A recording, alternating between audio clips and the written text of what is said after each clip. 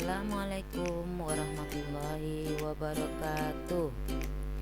Hai anak-anak, bagaimana kabar hari ini? Mudah-mudahan dalam keadaan sehat dan dalam keadaan ceria. Oke, jumpa lagi dengan pelajaran IPA pagi ini dengan materi sifat-sifat cahaya. Tahukah anak-anak apa yang dimaksud dengan cahaya? Cahaya merupakan salah satu bentuk energi yang dipancarkan oleh benda atau sumber cahaya dalam bentuk gelombang elektromagnetik. Fungsi cahaya. Yang pertama, membantu manusia melihat benda-benda di sekitarnya. Kedua, membantu dalam membedakan warna. 3. Membantu manusia dalam melakukan kegiatan sehari-hari. Sekarang kita lihat sifat-sifat cahaya. Yang pertama itu cahaya merambat lurus. Kedua, cahaya menembus benda bening. Ketiga, cahaya dapat dipantulkan. 4. Cahaya dapat dibiaskan. Dan yang kelima, cahaya dapat diuraikan. Mari kita lihat satu persatu sifat cahaya berikut ini. Yang pertama, cahaya merambat lurus. Sifat cahaya merambat lurus akan terjadi jika melewati satu medium perantara. Kita lihat percobaan di gambar samping. Pada percobaan di samping membuktikan bahwa cahaya lilin merambat lurus pada lubang karton. Lihat lubang kartonnya, nah di samping di belakangnya ada lilinnya, sehingga cahaya itu akan masuk ke lubang-lubang karton tersebut, membuktikan bahwa cahaya itu merambat lurus. Contoh lain cahaya dapat merambat lurus. Yang pertama kita lihat senter yang digunakan pada malam hari, terlihat sinarnya lurus ke depan. Kemudian cahaya matahari yang merambat lurus ke bumi, kemudian cahaya mobil, lampu mobil di malam hari, dan kemudian cahaya matahari merambat melalui sela-sela genteng yang bocor. Kita lanjut ke yang kedua, sifat cahaya yang kedua yaitu cahaya menembus benda bening. Benda yang bening adalah benda yang dapat ditembus oleh cahaya. Contohnya kaca, mika, air jernih, dan botol bening. Jadi ketika cahaya mengenai benda bening, maka cahaya dapat menembus benda tersebut. Contoh cahaya dapat menembus benda bening. Yang pertama kita lihat, kita bisa melihat pemandangan kedua rumah karena cahaya menembus benda bening. Kemudian yang kedua, kita dapat melihat dasar kolam karena airnya yang jernih. Ini membuktikan bahwa sifat cahaya menembus benda bening. Kemudian kita lihat ini juga ada contoh yang lain yaitu plastik mika. Dengan plastik mika ini kita bisa melihat makanan atau kue yang ditaruh dalam mika tersebut. Kemudian yang keempat adalah kita bisa melihat ikan atau apapun di dalam akuarium dari luar akuarium karena cahaya bisa menembus benda bening. Sifat cahaya yang ketiga yaitu cahaya dapat dipantulkan. Pemantulan adalah terpancarnya kembali cahaya dari permukaan benda yang terkena cahaya.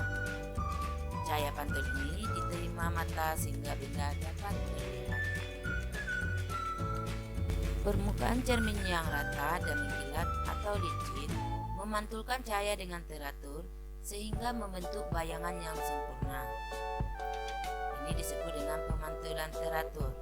Akan tetapi, jika jatuh di permukaan benda yang tidak rata atau bergelombang, cahaya dipantulkan dengan arah yang tidak beraturan atau yang disebut dengan pemantulan gaut.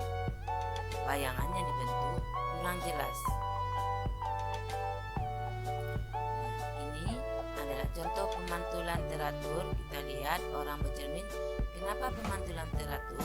Karena bidang pemantulannya datar. Kita lihat gambar pemantulan baur. Kenapa tidak teratur? Karena air pemantulannya bergelombang sehingga bayangannya tidak rata atau kurang jelas, atau yang disebut juga pemantulan baur. Sifat cahaya yang keempat yaitu cahaya dapat dibiaskan. Pembiasan terjadi karena cahaya merambat pada dua zat atau medium yang berbeda kerapatannya. Contohnya di sini adalah udara dengan air. Nah, berbeda mediumnya sehingga kerapatannya pun berbeda. Contoh cahaya yang dapat dibiaskan. Kita lihat yang pertama, pensil yang dimasukkan ke dalam gelas berisi air jernih akan terlihat seperti patah. Pensil terlihat patah pada perbatasan antara udara dan air. Gambar yang kedua, kolam ikan. Posisi ikan terlihat lebih dangkal jika dilihat dari atas permukaan air, sehingga kita lihat kolam itu dangkal. Ini adalah contoh cahaya dapat dibiaskan. Sifat cahaya yang kelima yaitu cahaya dapat diuraikan. Bukti cahaya dapat diuraikan adalah pada peristiwa terbentuknya pelangi. Pelangi terbentuk karena sinar matahari diuraikan oleh butir-butir air hujan. Syarat terbentuknya pelangi ada dua. Yang pertama, ada cahaya dari sumber cahaya. Yang kedua, ada media pengurai seperti butir-butir air. Nah, kita lihat di sini proses terjadinya pelangi. Penjelasan dari proses terjadinya pelangi dari ilustrasi di samping. Lihat gambar ya. Pembiasaan sinar matahari. Pelangi terbentuk karena adanya pembiasaan sinar matahari atau cahaya yang dibelokkan berpindah tempat ke arah lain dari perjalanan satu medium ke medium lainnya oleh tetesan air yang ada di dalam atmosfer. Yang kedua, sinar matahari melewati tetesan air. Ketika cahaya matahari melewati tetesan air, maka cahaya tersebut akan dibengkokkan sehingga akan membuat warna-warna tersebut berpisah dengan warna lainnya.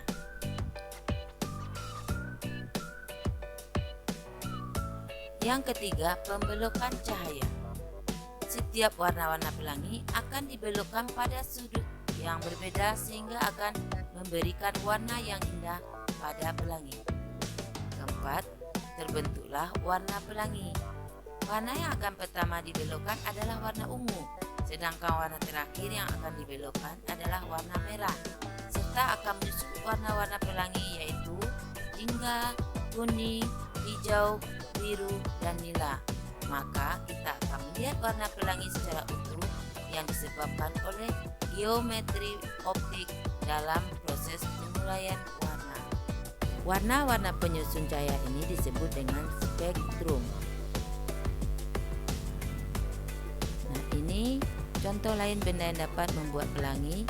Kita lihat ini adalah balon mainan yang sering kalian buat dari busa sabun dan juga kaset CD.